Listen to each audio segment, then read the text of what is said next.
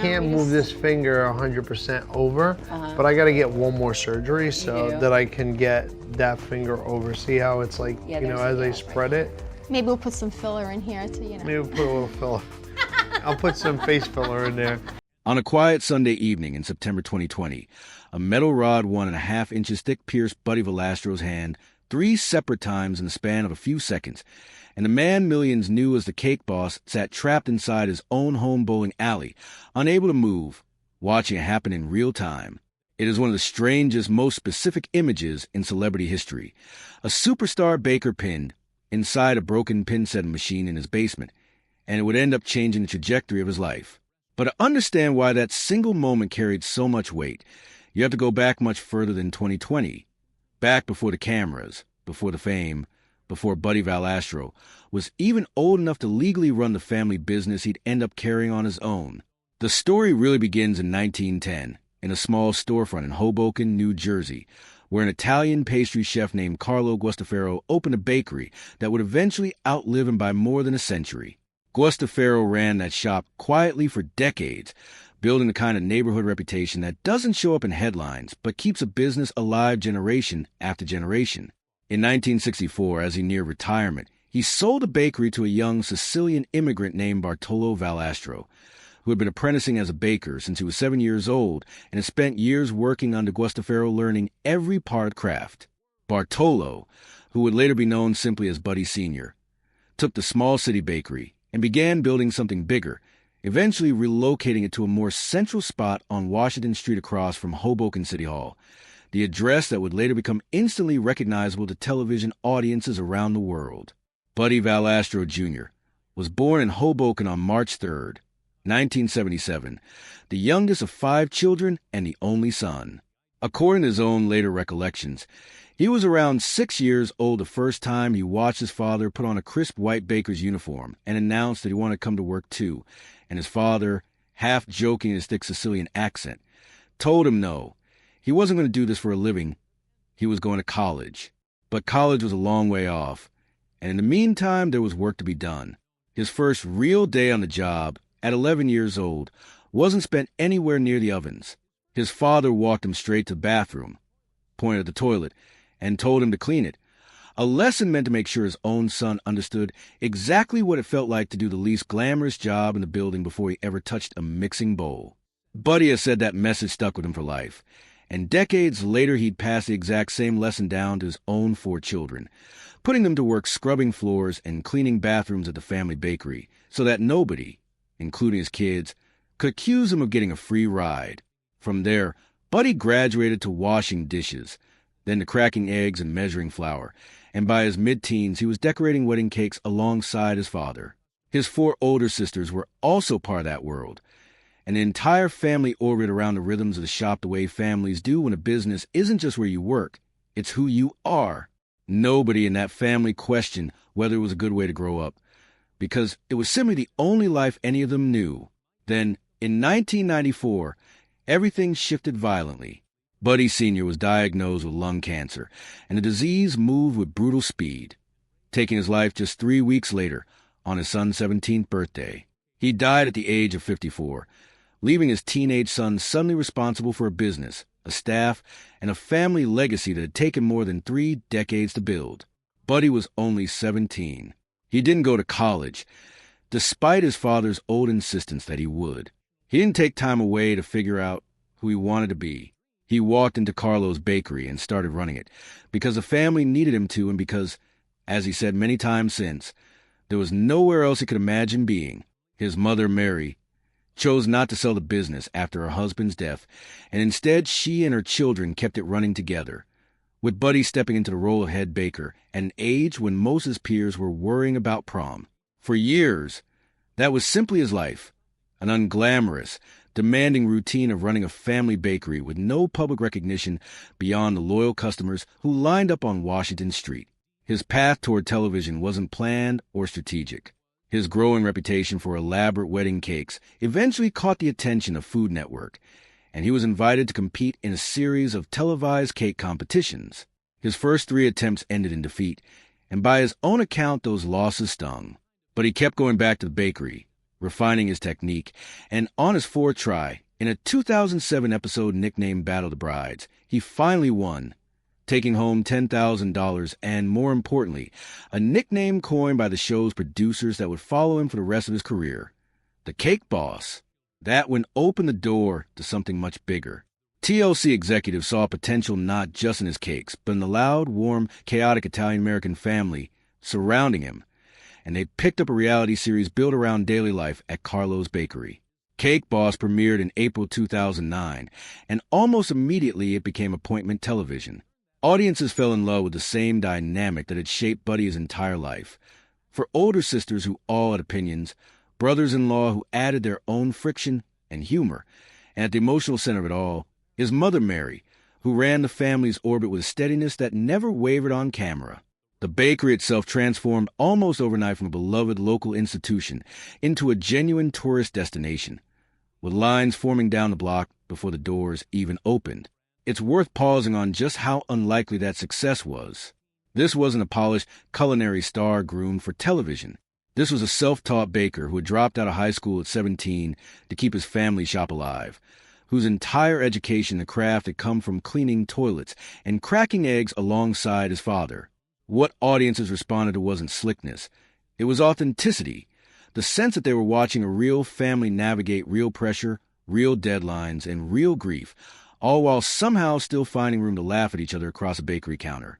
Buddy has said in later interviews that nobody works harder for you, and nobody cares more about the outcome than family does. And that philosophy, more than any single cake design, is what turned Carlo's Bakery into a household name. The years that followed were a blur of expansion. A second location opened in Times Square in 2011. In 2013, Buddy launched Buddy V's Ristorante at the Venetian in Las Vegas, and the Buddy V's restaurant brand kept growing from there, eventually adding smaller concepts inside other Las Vegas resorts as well. New bakery locations opened across New Jersey and beyond, eventually stretching into New York, Pennsylvania, Connecticut, Florida, Texas, and Minnesota.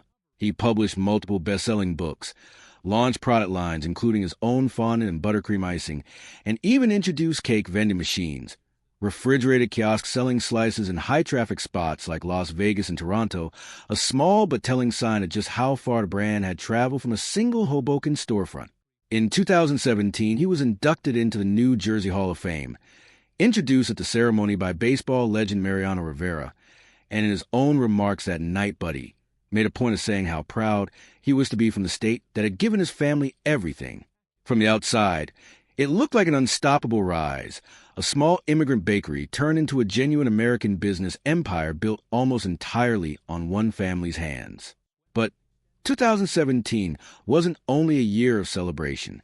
It was also the year grief caught up with Buddy in a way that fame couldn't soften. His mother Mary had been diagnosed with ALS, a myotrophic lateral sclerosis, back in early 2012. The progressive neurological disease that gradually strips away a person's ability to move, speak, and eventually breathe on their own with no cure available. For 5 years, Buddy watched the woman who had held his entire family together after his father's death slowly lose control of her own body, all while continuing to run bakeries and restaurants and raise his own children. Mary Valastro died on June 22, 2017 at the age of 69. Buddy later said he couldn't bring himself to walk into the Hoboken bakery for an entire month afterward because she was present in every corner of it. Eventually, he went back, saying she would have wanted him to keep going, to keep being the one who held the family together, just as she had done for him. Grief doesn't follow a schedule, and it doesn't announce when it's finished. Buddy has spoken candidly in interviews about how different his mother's death felt compared to his father's, describing a strange mixture of sadness and relief. Sadness that she was gone, relief that her suffering had finally ended. Life continued to move forward in its unpredictable way. There were lighter setbacks too along the journey, including a 2014 drunk driving arrest that made headlines and forced a very public celebrity to publicly reckon with a very human mistake. Something he ultimately pleaded guilty to and paid the consequences for. None of it stopped the business from growing, but all of it added weight to a man who, on camera, always seemed to be smiling through whatever was happening behind the scenes. And then came the accident that would test him in an entirely different way. September 20th, 2020 started as an ordinary Sunday, the kind of low-key family evening that fame is supposed to make rare, but somehow had for Buddy, who still valued simple nights at home with his wife and children. The family had a bowling alley installed in their New Jersey home, and that evening they were doing what they'd done many times before, spending time together on the lanes. The pinset machine, the mechanism that resets bowling pins after each frame, malfunctioned, which was unusual. It had happened before and was normally an easy fix. Buddy went behind the machine to handle it the way he always had. He turned his head for just a second. In that instant, his right hand, his dominant hand, the hand responsible for every intricate flourish of fondant and sugar work that had defined his career, got wedged inside the mechanism. A metal rod, roughly 1.5 inches thick, began slowly and repeatedly driving through his hand, piercing it 3 times between his ring finger and middle finger. He described the pain later as blunt and overwhelming. Unlike anything he'd ever felt, the sensation in the middle of his own palm being blown open. He was stuck there for more than 5 minutes, unable to free himself, the rod still lodged through his hand. His sons heard the commotion and rushed to help, eventually freeing him with the help of other family members using tools, including a saw, to cut through the metal itself. Buddy was rushed to the hospital that night for emergency surgery, and within days he underwent a second procedure with a specialist to begin stabilizing the extensive tendon, nerve, and muscle damage. In the interviews that followed, including an emotional appearance on the Today Show, Buddy didn't try to minimize what had happened. He described the moment in detail, the machine getting stuck, turning his head for a second, feeling his hand wedged between a fork mechanism before the rod tore through it. And he talked openly about not knowing whether he would ever regain full use of his hand, comparing himself at one point to a boxer who might have a heart for fight, but not the physical tools left to finish it. For a man whose entire identity and livelihood depended on precise, delicate hand work, that uncertainty wasn't dramatic exaggeration. It was a real and reasonable fear, and it was the first time in his very public career that he sounded genuinely unsure about what came next. What followed was one of the longest recoveries of his life, stretched across roughly 5 years and 5 separate surgeries. The initial emergency operations addressed the immediate trauma, but as the months passed, new complications surfaced, the kind that only reveal themselves once soft tissue begins to heal and scar in unpredictable ways. Tendons that had reattached on the wrong side of a knuckle caused his fingers to bend at odd angles. Nerve damage limited certain movements entirely. Buddy chose to document much of this publicly, the same way he'd always shared his life on camera, refusing to hide the difficult parts even when they weren't flattering. By late 2023, in an interview with Entertainment Tonight, he reported having regained about 95% of the strength in his hand, joking that he'd never quite qualify as a hand model, but that he felt genuinely blessed considering what he'd been through. He told the outlet plainly that he still needed one more surgery to fully move his finger the way he wanted, a small but telling admission that the recovery, even at 95%, was still unfinished business. The recovery overlapped with another kind of struggle that had nothing to do with his hand directly. The COVID-19 pandemic devastated the hospitality industry, right as Buddy was trying to rebuild physically, and his network of restaurants and bakeries, all dependent on foot traffic, events, and in-person dining, absorbed serious damage during the shutdown years. He also gained weight during that stretch of lockdowns and limited mobility, something he later addressed honestly rather than glossing over, eventually losing 40 pounds over 9 months through simple discipline rather than any dramatic diet plan. It wasn't a flashy transformation story. It was closer to what most of his recovery looked like from the outside, unglamorous, steady, and stubborn. The final chapter of the Hands saga arrived in October 2025. Buddy posted a video announcing that he was heading into his 5th and what he described as his final surgery, explaining that a tendon had healed on the wrong side of his knuckle, leaving his fingers permanently angled in a way he compared, half-joking, to the Vulcan hand salute from Star Trek, an inconvenience he found both frustrating and funny at the same time. The surgery happened on October 14th, which by coincidence was also his and his wife Lisa's 24th wedding anniversary. The very next day, his daughter Sophia filmed him back in the kitchen, freshly bandaged hand and all, decorating a cake to celebrate that anniversary anyway, because even with stitches still healing, he wanted his wife to know he'd made her something. Months later, giving a follow-up update, He demonstrated his improved range of motion, admitting with a laugh that one particular finger still wouldn't fully cooperate, a permanent, slightly comedic reminder of everything his hand had been through. Through all of this, the public-facing side of his career kept evolving rather than disappearing. The original run of Cake Boss came to a close in April 2020, after more than a decade on TLC, and its ending overlapped so closely with the accident that many assumed the show and the man behind it had simply stepped away for good. That wasn't the case. Buddy shifted networks and formats, launching Buddy Valastro's Cake Dynasty and Legends of the Fork on A&E starting in 2023, shows that gave a new generation, including his own children, a place in front of the camera. His restaurants continued operating. His bakery locations kept serving customers across multiple states. And the original Hoboken shop on Washington Street remained exactly what it had become years earlier, a genuine tourist destination with lines down the block and cake decorating classes that sell out on their own. There's a quiet symmetry to where the story has landed. Buddy has described himself as a fourth-generation baker, tracing a line that runs from Carlo Guastaferro's original 1910 storefront to his own father's decade behind the counter, all the way to his children now showing up on camera, learning the same trade the same way he once did, scrubbing floors before they're trusted with a piping bag. He's been open about wanting his kids to earn their place rather than simply inherit it, the same lesson his own father drilled into him in a bakery bathroom back in 1988. Watching Cake Dynasty, viewers are essentially watching the same generational handoff play out again, just with better lighting and a much bigger audience than Carlo Guastaferro could ever have imagined for his little shop across from City Hall.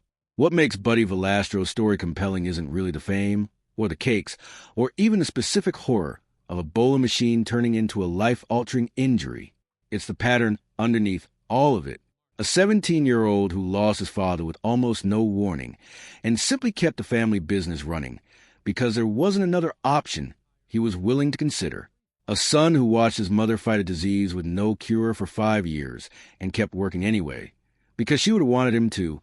A man who nearly lost the use of his own dominant hand and spent 5 years and 5 surgeries clawing his way back to 95%, then used that recovering hand to bake a cake for his wife on the very day he'd had surgery. None of that is a story about talent. It's a story about what happens when someone refuses to let a setback be the final chapter, again and again, for 3 decades straight. There's also something almost circular about how the story keeps returning to that same bathroom lesson from 1988, a father teaching an 11-year-old that dignity comes from doing the hard, unglamorous work even when nobody's watching, and long before there were any cameras to capture it. Buddy has carried that lesson through every version of his adult life, through the exhausting early years of rebuilding a bakery as a teenager, through the discipline of losing 40 pounds a slow and boring way instead of chasing a shortcut, through 5 surgeries spread across 5 years that could easily have convinced a less stubborn man to simply hand the decorating over to someone else. Instead, he kept showing up, hand band